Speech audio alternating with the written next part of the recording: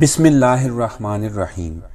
ناظرین کرام، آج کی ویڈیو کا ٹاپک ہماری عبادات ہے کہ ہم نے کبھی اس پہ غور ہی نہیں کیا کہ آج ہماری عبادات کی حالت کتنی عجیب ہو چکی ہے۔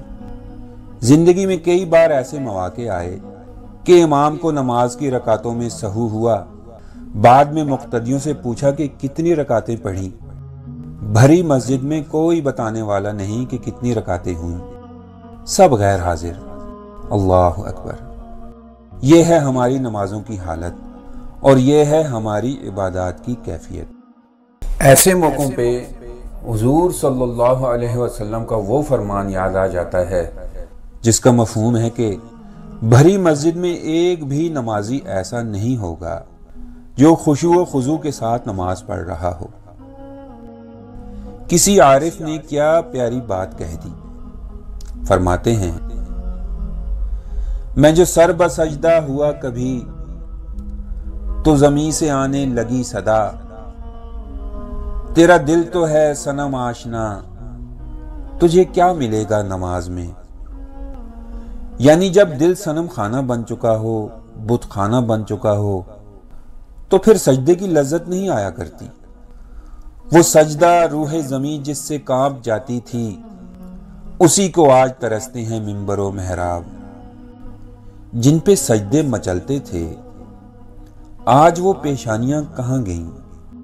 جو اللہ کے ڈر سے کانپتے تھے وہ دل آج کہاں گئے؟ آج ہماری زندگی کیوں اتنی مختلف ہو گئی؟ تیری محفل بھی گئی، چاہنے والے بھی گئے، شب کی آہیں بھی گئیں، صبح کے نالے بھی گئے، آئے عشاق گئے وعدہ فردہ لے کر، اب انہیں ڈھونڈ چراغ رخ زیبا لے کر۔ ناظرین، اصل میں آج ہماری محنت کا رخ جدا ہو گیا۔ اصلی مایا پر محنت کرنے کے بجائے آج ہم نے نقلی مایا پر محنت کرنا شروع کر دی، اور جب ہم نے اصلی مایا کو بھلا دیا تو ناظرین معذرت کے ساتھ اسی وجہ سے آج ہم دنیا کے اندر ذلت کی زندگی گزار رہے ہیں۔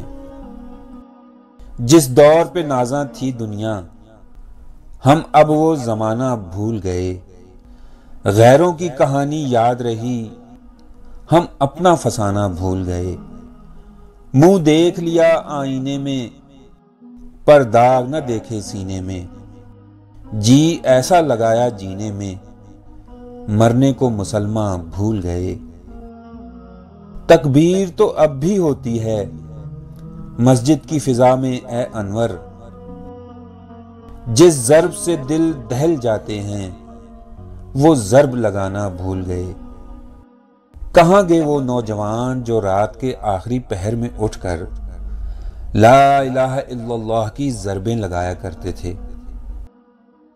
ان کے سینوں میں دل کانپتے تھے، اور جن کے معصوم ہاتھ جب اٹھتے تھے تو دنیا میں ایسے انقلاب آتے تھے جو ایٹم بموں سے بھی برپا نہیں ہوتے۔